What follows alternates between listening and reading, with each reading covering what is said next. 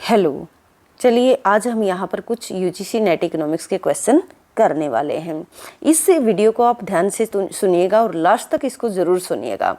एक टॉपिक हमारा balance of payment. जब ये टॉपिक मैं आपको करवा दूंगी, जितने भी पास्ट ईयर पेपर है वो आपके ऑटोमेटिक सोल्व हो जाएंगे। जो आपके नेक्स्ट ईयर या फिर इसके आने वाले सालों में जो भी पेपर आएंगे, कहीं पर भी कोई भी क्वेश्चन अगर यहाँ से आता है तो आपका नहीं छूटेगा।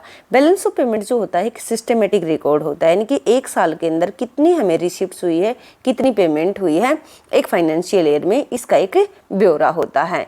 जो बैलेंस ऑफ पेमेंट होता है इसके अंदर अकाउंट होते हैं। एक हमारा करंट अकाउंट होता है, एक हमारा होता है कैपिटल अकाउंट होता है, और एक होता है एरर एमिशन अकाउंट होता है।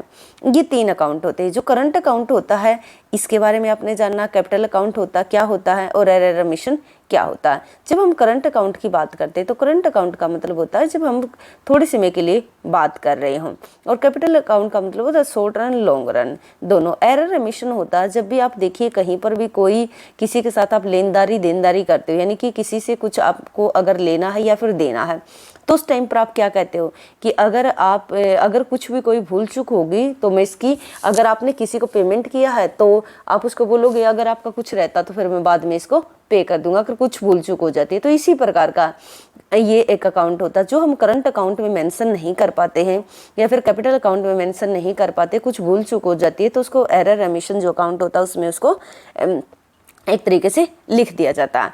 जो बैलेंस ऑफ पेमेंट होता है, जो बीओपी होता है, अगर अकाउंटिंग फॉर्म में देखोगे तो ये ऑलवेज क्या होता है, एक तरीके से इक्विलिब्रियम में होता है, संतुलन में होता है। ये इसको नॉर्मल देखते हो। जो बैलेंस ऑफ पेमेंट है वो आपका क्या हो सकता है, डेफिसिट में भी हो सकता है, सरप्लस में भी हो सकता है, बैलेंस में भी हो सकता है। ये तीनों तरीके की सिचुएशन हो सकती है। तो आइए चलिए स्टार्ट करते हैं कि इसके करंट अकाउंट के, ये करंट अकाउंट है, आपको यहाँ पर नजर नहीं आ रहा होगा, ये करंट अकाउंट है।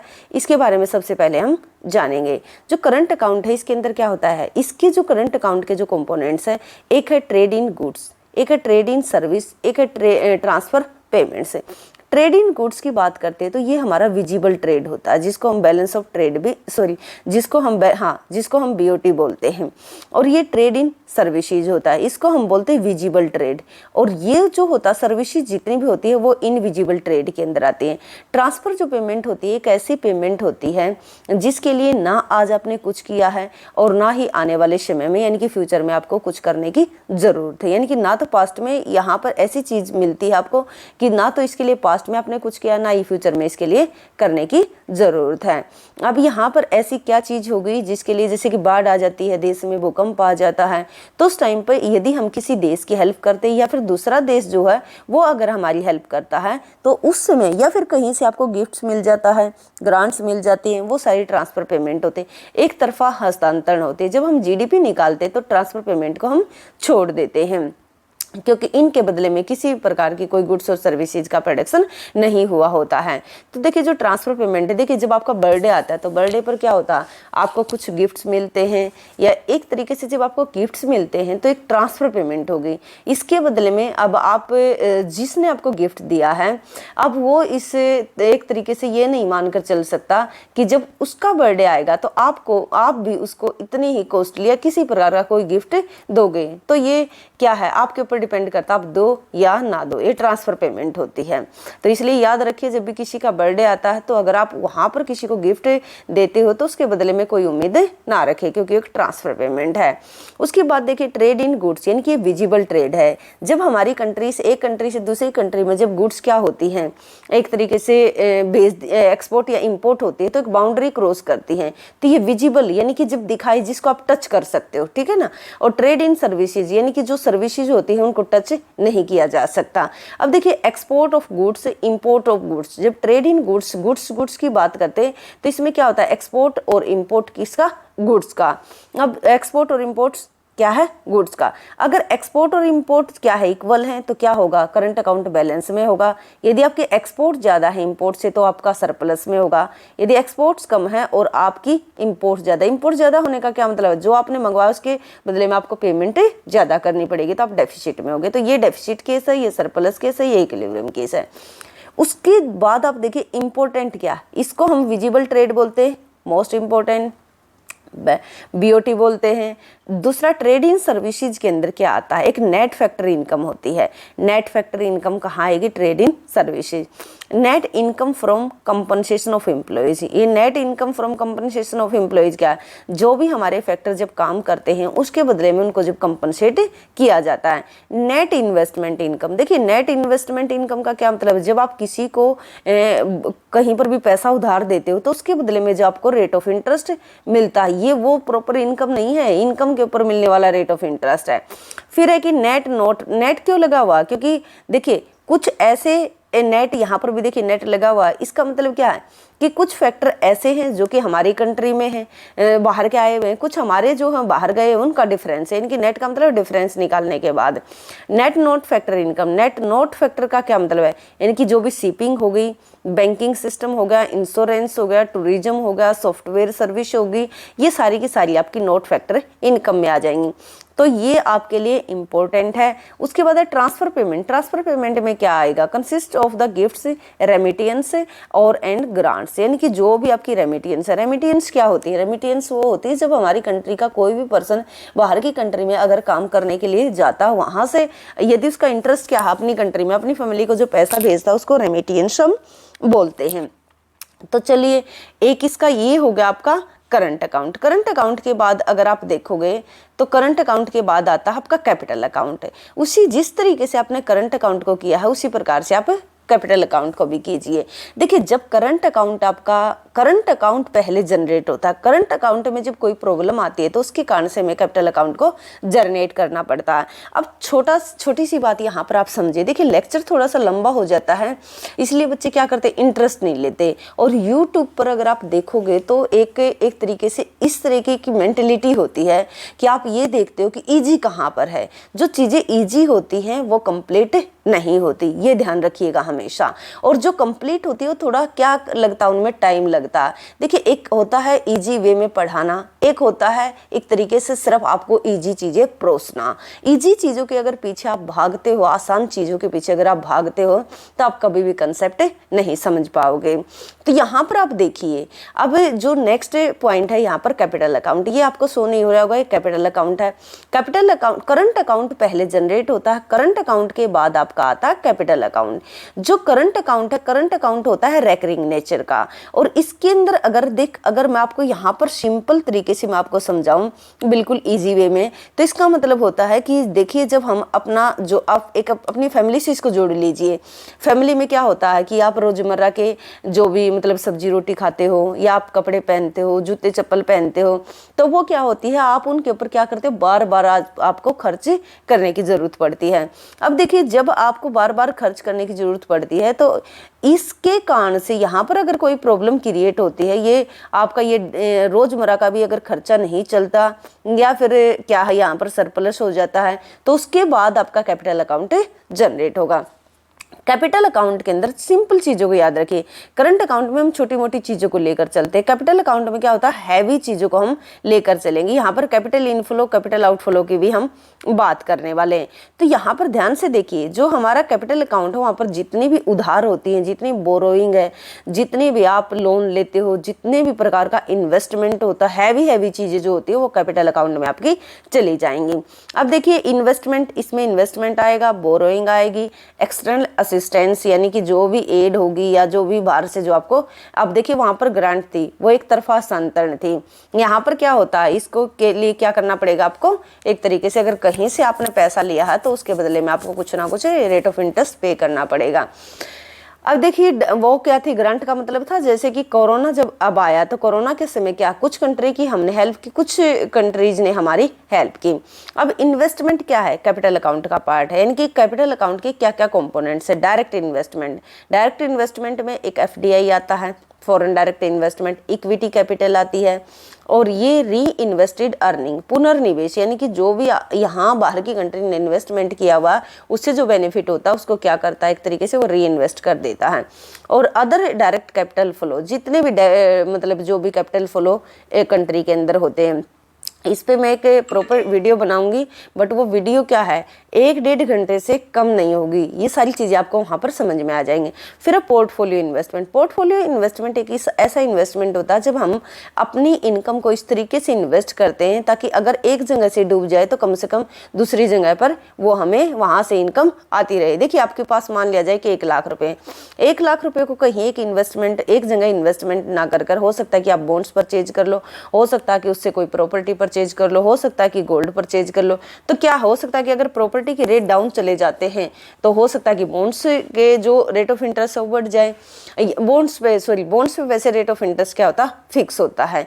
तो दूसरी बात क्या है, आप गोल्ड के रेट बढ़ जाए तो एक अगर डूबता तो दूसरी जगह से वो कवर हो जाएगा। ये foreign institutional investment, offshore funds, ये सारे आपके आ जाएंगे इन्वेस्टमेंट में। एक्सटर्नल बोरोइंग जैसे कि external commercial borrowing, short term डेब्ट यानी कि जो कि 3 साल का होता है। फिर असिस्टेंस यानी कि एक्सटर्नल असिस्टेंस या एड या हेल्प जो बाहर से आपको सहायता मिलती है। Government aid, inter governmental aid और मल्टीलेटरल एंड बायलेटरल लोन्स, ये सारे के सारे आपका क्या है, ये जो आपने पढ़े ये कैपिटल अकाउंट के कंपोनेंट्स हैं।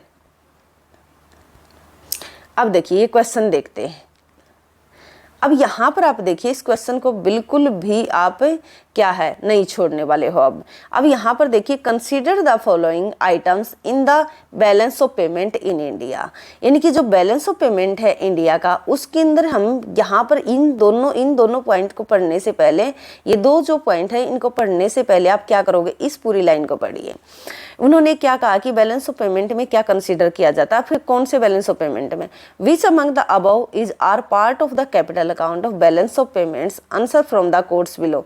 ये क्या कह रहे हैं आपको कि ये कौन, which among the following which among the above is are part of the capital account, कि ये दोनों जो चीजें दी गई हैं इनमें से कौन सी कैपिटल अकाउंट में जाएगी और कौन सी करंट अकाउंट में जाएगी। अब यहाँ पर कैपिटल अकाउंट के बारे में पूछा गया। अभी आपने पढ़ा कि कैपिटल अकाउंट के अंदर क्या होता है कि रेमिटेंस तो नहीं होते, ये किसका पार्ट होते हैं, जो हमारे जो करंट अकाउंट होता है उसका एक पार्ट है। जो एक तरीके से एनआरआई डिपॉजिट होती हैं वो आपके कैपिटल अकाउंट का पार्ट होंगी। तो आई होप कि आपको ये सारी चीजें समझ में आ गई होंगी। उसके बाद आप देखिए एक क्वेश्चन है, इस क्वेश्चन को भी आप ध्यान से देखिएगा। अब इस क्वेश्चन को आप देखिए, इसको सोल्व करने की कोशिश कीजिए। इसके अंदर लिखा हुआ है कि in the short run which of the following, इसके अंदर क्या लिखा हुआ है कि in the short run which of the following, in the short run which of the following cost must continuously decrease as output increase. ये क्या करें कि ऐसी कौन सी कॉस्ट है जो आउटपुट के बढ़ने के साथ साथ वो क्या करती चली जाती है, डिक्रीज करती चली जाती है। अब देखिए ऐसी कौन सी कॉस्ट है, अब आप देख रहे हो कि ये हमारी मार्जिनल कॉस्ट है, ये मार्जिनल कॉस्ट है, ये हमारी एवरेज वेरिएबल कॉस्ट है। एक सेकेंड देखिए, जो यहाँ पर हमारी, अगर मैं यहाँ पर बनाऊं तो ये ऊपर वाली एक बार इस डायग्राम को आप एक बार देख लीजिए फिर एक्सप्लेन करते हो। आप देख रहे हो मार्जिनल कॉस्ट, फिर ये एवरेज कॉस्ट है, ये एवरेज वेरिएबल कॉस्ट है, एवरेज फिक्स कॉस्ट है। यहाँ पर आपको नजर आ रही है डायग्राम में कि जो एवरेज फिक्स कॉस्ट है वो क्या है, जैसे जैसे आउटपुट इंक्रीज करता है, जैसे जैसे आउटपुट इंक्रीज करता है, यहाँ पर ये आउटपुट है, वैसे वैसे जो एवरेज फिक्स कॉस्ट है वो क्या करती है, कॉन्टिन्यूस डिक्रीज करती है। देखिए जो एवरेज फिक्स कॉस्ट होती है वो कभी भी जीरो नहीं होती, यानी कि फिक्स कॉस्ट क्या जीरो नहीं होती। और जो एवरेज वेरिएबल कॉस्ट क्या है, वो आउटपुट के, अगर आउटपुट आपका एवरेज वेरिएबल जो कॉस्ट होती है एबीसी जो होती है वो आपको दिखाती है जब आपका आउटपुट जीरो तो ये भी जीरो होगी, जब आपका आउटपुट इंक्रीज करेगा तो ये भी इंक्रीज करेगी। एक लेवल तक क्या है, जैसे जैसे आउटपुट इंक्रीज करता है वैसे वैसे ये क्या करेगी, डिक्लाइन करेगी। एक पॉइंट पर अगर मिनिमम हो जाएगी उसके बाद क्या कर जाएगी, फिर ये इंक्रीज कर जाएगी, यू शेप की ये हो जाएगी। इसके बाद आप देखिए जो आपकी एएफसी होती है, एवरेज फिक्स कॉस्ट होती है, ये क्या करती है, कॉन्टिन्यूस, जैसे जैसे आउटपुट आपका इंक्रीज करता है तो ये रेक्टेंगुलर हाइपरबोला की तरह होती है, यानी कि हर पॉइंट पर ये कांस्टेंट होती है। अब इसका एग्जांपल आप क्या ले सकते हो, इसका एग्जांपल ये ले सकते हो कि मान लिया जाए कि आपने क्या है, आप कहीं पर भी ट्यूशन पढ़ाते हो, ट्यूशन के लिए आपने एक रूम को क्या है लिया हुआ है रेंट पर, और इसका जो रूम का जो रेंट है मानकर चलते हैं कि 1,000 रुपये इसका रेंट है। जब इसका 1,000 रुपये रेंट है तो आप देखोगे कि इस जब आपके पास 5 बच्चे आते हैं और मानकर चलते हैं कि 5 बच्चे जो है वो आपको 100 रुपये पर बच्चा आप लेते हो, तो आपकी इनकम कितनी है, 500 रुपये, 500 है।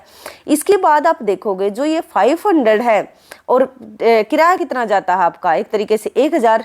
अब देखिए जैसे ही आपके पास 10 बच्चे होते हैं, यानी कि 10 बच्चे होंगे तो कितना है, एक तरीके से आप कितने लेते हो, 100 रुपये लेते हो, तो आपके 1,000 हो जाएंगे। इसके बाद आप देखोगे अब क्या, उसके बाद अगर आपके पास 20 बच्चे हो जाते हैं तो कितना हो जाएगा, 2,000। जैसे जैसे आपके पास बच्चों की स्ट्रेंथ बढ़ती जाएगी वैसे वैसे जो ये आपका जो किराया था वो फिक्स कॉस्ट थी जो आपको देना ही देना है, चाहे आप आउटपुट करो, चाहे इस कमरे को खाली छोड़ो, चाहे इसके अंदर बच्चों को पढ़ाओ, जितनी इसकी कैपेसिटी चाहे आप इतना पढ़ाओ, चाहे उससे कम पढ़ाओ, लेकिन ये रेंट आपको 1,000 रुपये देना ही पड़ेगा। तो इसका मतलब क्या है कि जैसे जैसे स्ट्रेंथ इंक्रीज करती जाएगी वैसे वैसे जो ये कॉस्ट क्या है, वैसे कॉस्ट नहीं घटती, वैसे तो 1,000 रुपये है, बट ये जो आउटपुट उसका बढ़ रहा है उसके कारण से क्या है, एक तरीके से कॉन्टिन्यूस ऐसा लगेगा कि हम जब 5 बच्चे थे तो हमें बहुत ज़्यादा कॉस्ट लगती थी, जैसे ही हमारे 10 हुए तो इक्वल होगी, जैसे ही 20 हुए तो ये क्या होगी, हमें 1,000 रुपये जो है वो कम लगना स्टार्ट हो गए। तो इसलिए देखिए जो क्वेश्चन है, क्वेश्चन ने क्या कहा, क्वेश्चन में कहा कि इन द शॉर्ट रन यानी कि अल्पकाल में, क्योंकि लॉन्ग रन में कोई फिक्स कॉस्ट होती ही नहीं, सारी वेरिएबल कॉस्ट हो जाती है, इसलिए यहाँ पर शॉर्ट रन लिखा। Which of the following cost must continuously decrease as output increase, तो वो हो जाएगी आपकी एवरेज फिक्स कॉस्ट। ये नीचे जो लिखा हुआ है ये एवरेज फिक्स कॉस्ट है, AFC है, एवरेज फिक्स कॉस्ट है। तो इसका मतलब क्या, टोटल वेरिएबल कॉस्ट नहीं होगी, टोटल फिक्स कॉस्ट इसलिए नहीं होगी क्योंकि टोटल फिक्स कॉस्ट क्या होती है, एक तरीके से यहाँ पर एवरेज फिक्स कॉस्ट क्यों होगी कि जो टोटल फिक्स कॉस्ट होती है उसका डायग्राम क्या होगा, अलग होगा। टोटल की बात करेंगे, एवरेज क्या है कि पर यूनिट जैसे जैसे आउटपुट इंक्रीज करेगा वैसे वैसे कॉस्ट क्या करेगी, डिक्रीज करेगी। इसके बाद देखिए नेक्स्ट क्वेश्चन, ये भी मोस्ट इंपॉर्टेंट है। अब इस क्वेश्चन को एक बार इस थ्योरी को एक बार आप रिकॉल कीजिए, रिवेल्ट प्रेफरेंस थ्योरी है। सबसे पहले आप क्या पढ़ते हो, डिमांड थ्योरी में मार्शल की थ्योरी पढ़ते हो जिसमें लॉ ऑफ डिमांड आप पढ़ लेते हो। उसके बाद आप पढ़ते हो एक तरीके से इंडिफरेंस करो पढ़ते हो, इनडिफरेंस करो के बाद आप रिविल्ड प्रेफरेंस थ्योरी के ऊपर आते हो। रिविल्ड प्रेफरेंस थ्योरी जो हो वो किसने दी है, एक तरीके से सैमुअल्सन ने दी है। रिविल्ड का मतलब होता है देखना, और ये जो फॉलो करती है एक तरीके से मार्शल का जो लॉ ऑफ डिमांड था, और लॉ ऑफ डिमांड में आपने देखा था कि ना वो इन्फीरियर गुड्स को लेकर चलता, ना ही गिवन गुड्स की बात करता, वो सिर्फ नॉर्मल गुड्स की बात करता। और आपको इतना भी आइडिया होगा जो नॉर्मल गुड्स होती हैं वो हमेशा इनकम जब उनकी बढ़ती है तो इनकम बढ़ने से जब भी किसी कंज्यूमर की अगर इनकम इंक्रीज करती है तो उनकी डिमांड इंक्रीज करती है। इसलिए इनकम इलास्टिसिटी नॉर्मल गुड्स की क्या होती है, पॉजिटिव होती है, बट प्राइस इलास्टिसिटी क्या होती है, नेगेटिव होती है। क्योंकि जैसे जैसे हमारी प्राइस इलास्टिसिटी का क्या मतलब है, जैसे ही प्राइस इंक्रीज करते हैं वैसे ही डिमांड डिक्रीज करते हैं। तो नॉर्मल गुड्स का ये केस होता है कि प्राइस इलास्टिसिटी नेगेटिव होती है, इनकम इलास्टिसिटी पॉजिटिव होती है। अब देखिए यहाँ पर ये क्वेश्चन क्यों गलत है, ये क्वेश्चन किस लिए गलत है कि revelled preference theory exclude the explanation of given goods. बिल्कुल सही बात है कि जो रिवेल्ड प्रेफरेंस थ्योरी है वो क्या है, गिवन गुड्स को इग्नोर करती है, एक्सक्लूड करती है, बिल्कुल सही, राइट। दूसरा देखिए revelled preference theory considers only negative income elasticity, गलत बात, क्योंकि इनकम इलास्टिसिटी मैंने आपको क्या बताया, पॉजिटिव होती है। जैसे जैसे नॉर्मल गुड्स की बात करता, अभी ऊपर ही इन्होंने क्या कहा, और ये एसेशन रीजन वाले जो क्वेश्चन होते हैं जिसका ये डीप में कंसेप्ट क्लियर होगा वही बच्चा इसको बता पाएगा, अदरवाइज नहीं बता पाएगा, बहुत ज्यादा गलत होने की संभावना होती है। तो रिवेल्ड प्रेफरेंस का जो ए पार्ट है वो क्या है, सत्य है यानी कि सही है, बट जो सेकंड पार्ट है कि revelled preference theory consider only negative income elasticity, ये गलत है क्योंकि पॉजिटिव इनकम इलास्टिसिटी की बात करता है। और यहाँ पर आपको पता कि स्ट्रॉन्ग ऑर्डरिंग के ऊपर बेस्ड है। तो क्या देखा आपने कि यहाँ पर इनकम इलास्टिक, एक तो ये मार्केट ऑब्जर्वेशन बेस्ड है ये थ्योरी, दूसरी बात क्या है ये सैमुअल्सन ने दी है, तीसरी बात क्या है ओनली नॉर्मल गुड्स की बात करता है, गिवन और इंफीरियर गुड्स को ये इंक्लूड नहीं करता। इनकम इलास्टिसिटी पॉजिटिव होती है, प्राइस इलास्टिसिटी नेगेटिव होती है। थैंक यू यहाँ तक वीडियो को देखने के लिए। अगर आप रिकमेंड करते हो, अगर आप इस वीडियो को लाइक करते हो, शेयर करते हो, सब्सक्राइब करते हो, तो इस तरीके की जो वीडियो है वो मैं आपके लिए लेकर आने वाली हूँ। थैंक यू यहाँ तक वीडियो को देखने के लिए।